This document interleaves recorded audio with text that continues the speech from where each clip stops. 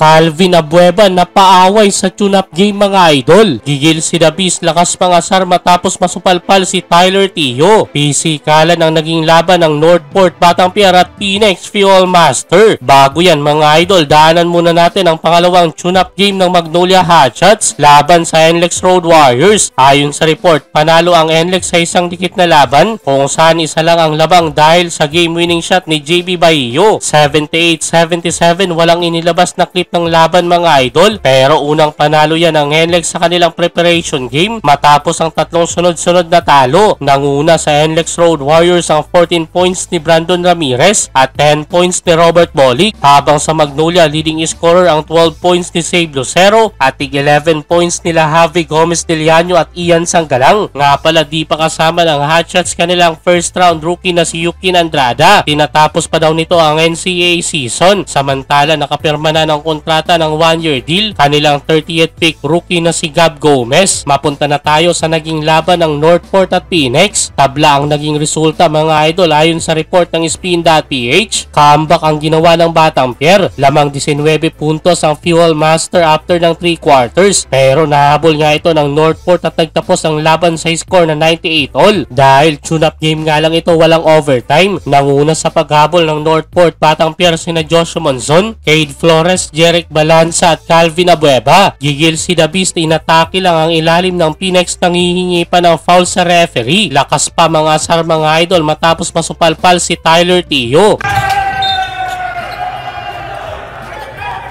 Ganda din ang pakablanka ni Monzon sa layup sana ni Kai Balungay. Actually, nagka-chance pa daw na maipanalo ng Northport ang laban, pero hindi na ipasok ni Abueva kanyang huling naging tira. Balik PBA si Joseph Taha mga idol. Nakapaglaro na sa Phoenix habang present na din ang mga bagong player ng Northport. Andyan na si Aljon Melesio ang papalit sa pwesto ni Gio Halalon. Andyan na din si Von Pesumal matapos bitawan na nga ng Barangay Ginebra. Maswerte namang nakakuha ng slot sa Northport ang 13 draft pick ng Ginebra na si Mario Barasi. Ayon sa balita, nakapirma na ito ng kontrata sa team. Nakipag-pisikalan mga idol si Barasi sa mga player ng Phoenix. Well, pisikalan niya ang naging laban ng dalawang team kung saan napaaway si Calvin Abueva, nakainitan at nakasagutan si Sean Manganti. Pero after ng laro, sportsmanship pa rin ang ipinakita ng both player mga idol. Unang lumapit si The Beast para makipagkamay kay Manganti.